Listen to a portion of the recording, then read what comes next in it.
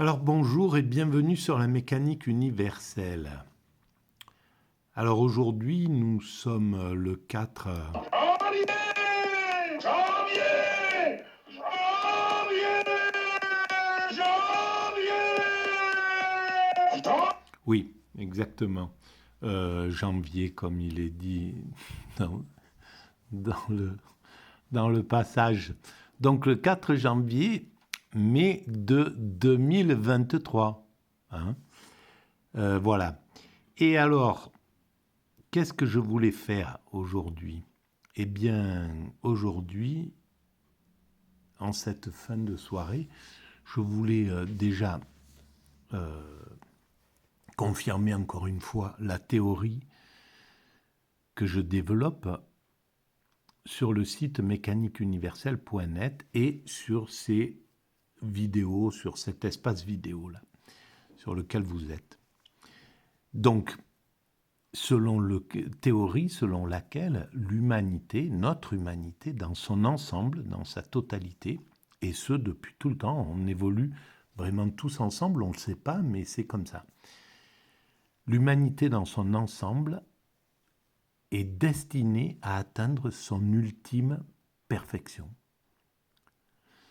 Donc, lorsque nous nous sommes distingués des autres primates, si on accepte la théorie de Darwin, de l'évolution, donc nous étions des primates naturels et nous sommes devenus des hommes culturels. Évidemment, il y a eu tout un travail, toute une évolution qui a permis de passer des lois de la nature aux lois de la culture. Et à partir du moment où on est arrivé dans cet état de culture, on l'a développé, la culture humaine, on a développé un langage, une dextérité pour pouvoir travailler, pour pouvoir développer des outils, etc. Bon, bref, toute la grande évolution de l'humanité. Et progressivement, nous avons acquis l'écriture, la capacité d'engranger des connaissances, etc., de les transmettre, de s'éduquer, voilà, et de réfléchir à la condition de l'homme. D'où nous venons, qui sommes-nous, où allons-nous? Voilà. Et donc, on est dans cette configuration mentale grâce à laquelle nous sommes arrivés aujourd'hui, en 2023, où nous en sommes. Et on peut mesurer évidemment l'évolution entre le moment où nous avons quitté la savane pour aller d'abord pour nous multiplier, puis essayer de nous adapter à tous les lieux de cette planète. C'est ce que nous avons fait pendant des centaines de milliers d'années. Et nous sommes allés nous adapter au désert brûlant, au désert de glace gelé, à la forêt amazonienne, etc. Voilà. Et en fait, c'est toujours l'humanité qui a fait tout ça. Et en fait, cette humanité, elle est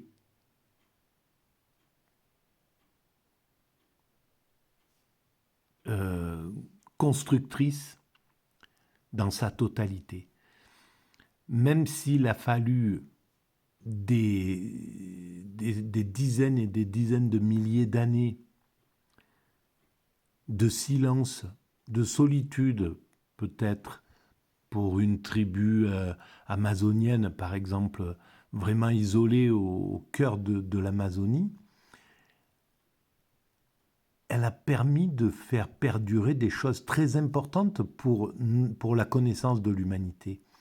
Et au fond, elle a perduré jusqu'à ce que elle rencontre d'autres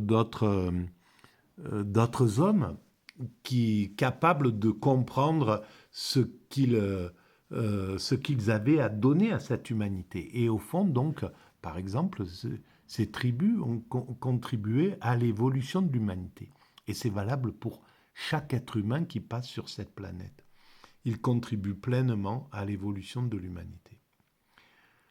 Voilà. Et donc, nous sommes à ce point de l'évolution en 2023 et l'humanité continue après nous. On a toujours un peu ce sentiment que ça peut être la fin de l'humanité. Et je pense qu'il y a une sorte de presque de jeu de l'évolution, de ce modèle qui nous dirige, de cette chose curieuse, bizarre, qu'on ne connaît pas, dont on ignore tout, hein, ce qui a créé cet univers, qui est le principe créateur de cet univers, et qui compose tout cet univers, donc y compris nous. Nous faisons partie de lui, et nous n'arrivons pas à être connectés avec lui. On n'est connecté que dans l'état d'extase, dans l'état de nirvana, de béatitude, etc. Et c'est pourquoi l'humanité, selon moi, va vers son ultime perfection, l'extase, c'est-à-dire la fusion avec ce principe créateur. Et pourquoi ça, c'est ce que j'ignore. Et je pense que ça, c'est le plus difficile à comprendre. On parviendra à comprendre le sens de cette évolution vers cet état sublime. Mais il faudra encore quelques siècles, je pense, d'évolution. Et pour atteindre déjà cet état de perfection, il faudra sans doute encore aussi quelques siècles. Mais l'humanité y va tranquillement, voilà, en douceur. Et évidemment, on a toujours le sentiment, et je pense que ça a été quasiment de tout temps, parce qu'on vit dans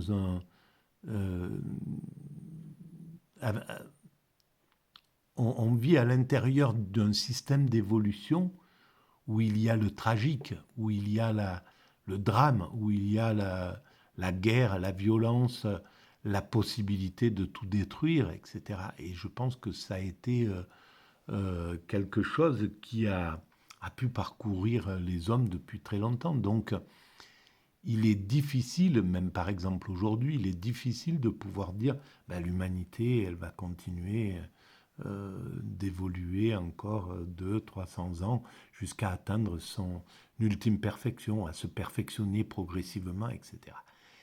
Et tout un tas de choses nous angoissent. L'idée qu'on pourrait arriver dans une évolution de type Big Brothers, voilà, avec une dictature mondiale, quoi, hein, quelque chose comme ça.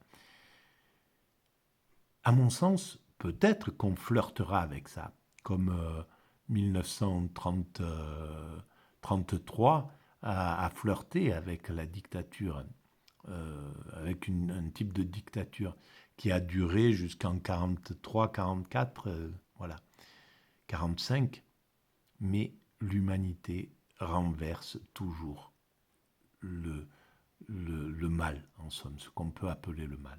Et c'est valable pour tous les modèles qui sont basés sur quelque chose comme ça. Sur les dictatures sud-américaines ont toutes été renversées à un certain moment. La dictature du prolétariat russe a été renversée également. Donc il y a quelque chose qui fait que l'humanité choisit finalement, réussit toujours à vaincre en gros ce qu'on appelle le mal, qui n'est pas forcément le mal, ce qu'il faudra le regarder sur la mécanique universelle. Je vous renvoie à la lecture de la mécanique universelle, mais finit toujours par renverser le mal et par reprendre la route de la liberté, du respect humain, toujours plus de respect, quoi qu'il arrive. On a le sentiment que c'est l'inverse, mais non. Et comme une des phrases de la mécanique universelle dit « ce n'est pas le mal qui est en progression dans l'humanité, mais notre sensibilité au mal ». Voilà. Alors, il y a peut-être des moments qui semblent un petit peu de régression, mais globalement, l'humanité dans son ensemble ne régresse pas. Et ce qui fait le sens de notre présence au monde, et puis le sens de tout finalement, c'est l'humanité dans son ensemble. C'est pas un groupe de l'humanité, c'est pas une particularité, une corporation, un pays, une nation, un système dominant, une communauté qui donne le sens de l'humanité. Mais c'est bien l'ensemble de l'humanité qui évolue vers son ultime perfection. Et d'autant plus maintenant, on peut s'en rendre compte qu'on arrive aux abords de l'universalité. C'est très facile à constater. On est, voilà, la mondialisation est un exemple. C'est la première fois qu'on pense aussi en termes de village planétaire. C'est la première fois qu'on a pu imaginer un système qui relie les hommes de toute la planète avec Internet. C'est la première fois qu'on a créé les structures universelles pour fonctionner universellement. L'ONU, l'OMS, l'OMC, etc. Toutes ces structures sont là. Évidemment, tout ça, c'est pas abouti, c'est pas parfait, loin de là. C'est largement perfectible. Mais l'humanité a le temps, elle évolue. 10 ans, 20 ans, 30 ans, 50 ans, 60 ans, 60 ans, un siècle, peu importe. On peut imaginer ce que sera l'humanité peut-être dans 30, 40 ans, on peut voir encore là, mais dans 2 siècles, dans 3 siècles, c'est inimaginable ce que l'humanité aura découvert. C'est clair que on peut déjà, d'ores et déjà, savoir que on aura dépassé les problèmes climatiques, les problèmes de l'évolution sale avec laquelle on évolue encore aujourd'hui. Mais on voit bien qu'on est en train de sortir de ça, que là, une énergie folle est en train de se déplacer vers, sur l'écologie. Et des gens imaginent, on est 8 milliards, il y a une énergie de créativité inouïe pour la créativité propre, pour l'écologie, voilà, actuellement. Et donc, il suffit d'imaginer ce que pourra être l'humanité dans 200 ans ou dans 100 ans pour comprendre que dans une centaine d'années, on aura dépassé tout ce qui est un problème aujourd'hui. Voilà, les énergies fossiles, etc. On aura découvert les moyens d'utiliser l'énergie du soleil, l'énergie du vent, l'énergie de l'eau, l'énergie de la lune peut-être, etc., etc. Et donc, on aura sans doute commencé à mettre un pied dans la construction de villes ultra propres, de villes, un système, voilà, de communication entre la toile qui existe actuellement sur le net. Elle sera très certainement la même pour rassembler les hommes les uns envers les autres sur toute cette planète. On aura un jour ou l'autre dépassé les antagonismes et on aura atteint la fraternité, la paix universelle, etc. On aura compris que c'est notre sens, que c'est notre but, que c'est absurde de se bagarrer perdu sur cette planète au milieu de l'univers, que c'est complètement bête, qu'il suffit de lever la tête pour voir à quel point c'est absurde, même si on ne peut pas faire autrement, et que ça a son sens, évidemment. Mais on comprendra, et donc, tout doucement, l'homme sortira de cela.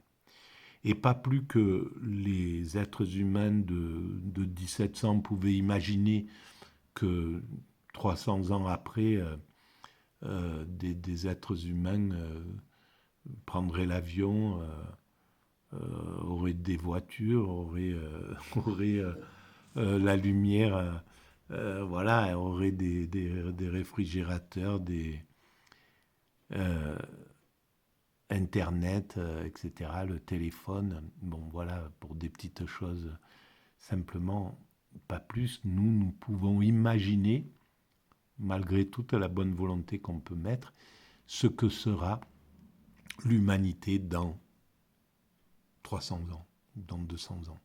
L'humanité qui sera arrivée à sa perfection, qui aura atteint son ultime perfection, qui aura fabriqué son paradis, le paradis sur terre, dont parlent déjà depuis très longtemps les religions en fait. Et ça, nous le construisons sans le savoir pour l'instant, jusqu'à présent, depuis qu'on s'est distingué des autres primates, depuis qu'on a mis le pied dans la culture, qu'on est devenu une humanité. On a travaillé, on a fait évoluer cette humanité pour qu'elle devienne ce qu'elle est aujourd'hui, sans fléchir constamment et inconsciemment, sans savoir ce qu'on faisait. Et pourtant, on est arrivé au bord de l'universalité. C'est quand même assez incroyable, parce qu'en plus, les grands hypersensibles, les grands chamans, les grands hyper spirituels qui ont imaginé l'idée de la fin des temps, avec une sorte de paradis, hein, où l'enfant se couchera à côté du serpent, etc., etc., le loup avec l'agneau. Il n'y aura plus l'homme ne sera plus un loup pour l'homme, en somme. Métaphoriquement, c'est ce que ça veut dire. Eh bien, c'est quand même incroyable que on ait continué à travailler inconsciemment jusqu'à aujourd'hui à construire justement, à conduire cette humanité vers son ultime perfection. Et bientôt, je le pense, j'en suis convaincu, on va commencer à y travailler consciemment. Voilà, on va sortir de l'adolescence, de l'avancée un peu de bourrin, quoi, hein, où on avance comme ça, c'est l'énergie qui nous stimule, qui nous pousse, à l'âge adulte, l'âge de la conscience, où on prendra conscience de notre sens, de ce que nous sommes en train de construire, et de le construire donc consciemment, et donc fraternellement, et donc symbiotiquement, en symbiose, etc. Voilà, mes chers amis, je vais arrêter là pour cette vidéo, et je vous remercie de cette... ça va faire bizarre, tiens, le truc. Allez, à bientôt. Merci.